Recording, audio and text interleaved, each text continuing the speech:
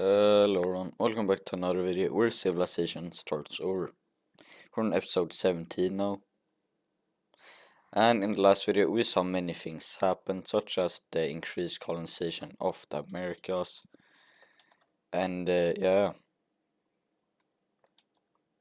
If you like the series so far, please like and subscribe, as it would mean a lot to me. I'm on the road to 100 subscribers by the end of the year. And yeah, let's get into the video. So the first segment of this video will be about the new global organization that was created after World War One, the UAE, United Assembly of Earth, and it's going to be a meeting held between the founders of this organization. It's going to be held over here in the Tunisian capital, and yes, Tunisia is a part of this meeting, and it's going to be about the strongest nation in the world, Iberia. But we'll also see another thing happen, and that will be we'll be seeing Russia. They'll be closed off from the rest of the organization, and that will be pointed out with them having a gray color like that. And the reason is because they're having a civil war. So we see basically a Caucasian rebellion start down here, and like that. We see in blue Estonian or Baltic rebellion start like that. And we'll see a Northern green rebellion form. And all of these groups just won't change. But it won't be all, as we'll see a bunch more groups pop up. And just soon enough we see the whole nation being split up between these things. And the main government, they will be captured by this blue Baltic nation. But that won't be all, as we as we also see Finland, they will be invading into Russia, helping these rebellions. And we'll also see Poland, they will also be invading into Russia, like this, as they just want them gone. They don't want Russia to go imperialist, as they are having dictatorial oligarchy. But as we see the Estonians reach the capital, they will execute the leader, and we'll see Russia, they will just disappear from the map. And now let's look at peace treaty of the civil war. And we see this being the peace treaty in the Russian civil war. And yeah, so let's go over this. So first of all, we see this nation being released once more, as it was invaded forcefully by Russia as after the First World War. We also saw Estonia get re-liberated. And yeah, but now let's take a look at some of the land gains. So first off, Finland, they will get all of this. Estonia will get all of this. We also see Poland, they will get the most land, as it take all of this. We also see this Caucasian nation come back once more. We see in this nation form. We also see this Central Russian nation form, alongside with this pink nation, if I can get the right color, like that. And Russia has been pushed out all the way over here into this L-formed nation. Their new capital will be up down in the central area. Now let's give some of the new nations capitals. This pink team will have it right there. These guys will have it there. This nation will have it on the border of Russia. The Caspian nation will, or Caucasian nation, will have it right there on the coast. Moving up over here, we see this nation, they will have their capital right there. And for last, Estonia, they will have their capital on the place where they have always had their capital, that being this. And yeah, Russia is now completely gone and divided, or they're not completely gone, they're still here. Moving on, we'll be looking back at this meeting on the founders of this alliance or organization. They are done now, they have completed the meeting.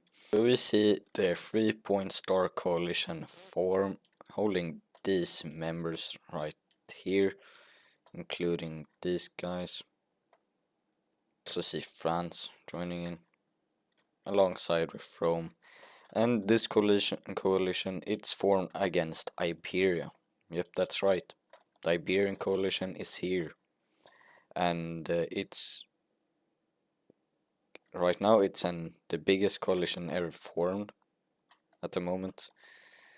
And Iberia, they probably still have a chance, even though it's all of these nations. The only big three strong nations are Romania, Greece, and Tunisia. But yeah, let's get ahead with this coalition.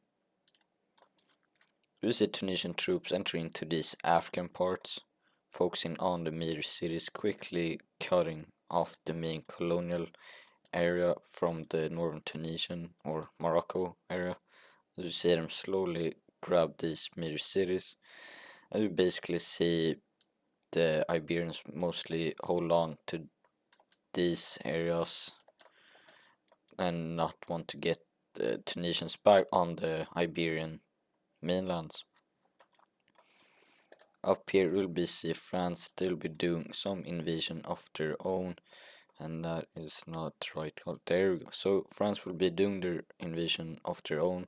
It's going to go great actually for them, as they basically have an they will be able to push down beat the Iberians back very much, as they push them back all the way to the mountain ranges, even pushing in a little bit deep into the mountain ranges like this. Moving on, we'll see Rome. They'll be using their forces once more, invading into this island, capturing it really quick before making a landing over here and capturing this major city before putting up defenses. But later we see some more like support from this Eastern European area land in Tunisia, as we see these areas fall, as we even see the Tunisians make it to this major city and meet up with the Romans. And it's at this point where we basically see these areas, they will just break away, declare, and they just break away. Right now they have that color. But with the support of the Eastern nations, we'll see the Tunisians start to push back the Iberians very much, pushing and capturing this major city and threatening their capital. But we also see the Romans making great success as they push up, capturing this major city before capturing these two, as it's now clear these guys they will lose. As we finally see the French, they will break through this mountain range fully and just flood in, and Iberia and France have been rivals for decades. Not decades, since they formed, they've been rivals. But then we just see Iberia, they will officially be surrendering to the Tunisians. And that will be a very short coalition. And yes, it was a surprise attack, so the Iberians they didn't have much time to react or defend themselves, as these areas just said no and broke away. But now let's look at this peace treaty. So we see this being the official peace treaty, but let's look at what countries wanted. So here we see what France wanted from this war. They wanted all of these lands. Here we see what the Tunisians wanted, all of this. And of course Rome just wants this island. But as you see, the Tunisians actually got a little bit more of what they wanted, but not too much more. But you can see what they wanted and all of that. But now let's let's go through this peace treaty. So of course Rome, they will get this island as they wanted. France, they will get all of these northern areas. But then we see this really old nation come back, as you see these areas being split up between different nations. Then we see this Portuguese nations form. It's an also not too old nation, but pretty old. But then we see Tunisia, they're getting all of these lands and these islands, because it's islands, why not? And the final touch of this peace trade will be the complete dismantle of the Iberian Union, causing the blue team to come back. And now all of these lands, you maybe ask, well, I'm going to color them in this, not that color. I'm going to color them in this color for right now, and no, I do not like that, yeah. So these are just random places, they're not owned or anything, but we're going to talk about that in the next video. Now let's look at some capitals of uh, these nations. That will look something like this, and yeah. Now Iberia is basically, or it's not Iberia anymore, it's Spain, Portugal, like Madrid, and this nation. But that will be all for this video. I hope you liked, and yeah, leave a comment what's your favorite nation in this series so far. Now this video, nothing really happened, just a short video, but it's a video at least, so be happy. In the next video, I promise you, we'll see many new things happen. But that's all for this video. Goodbye.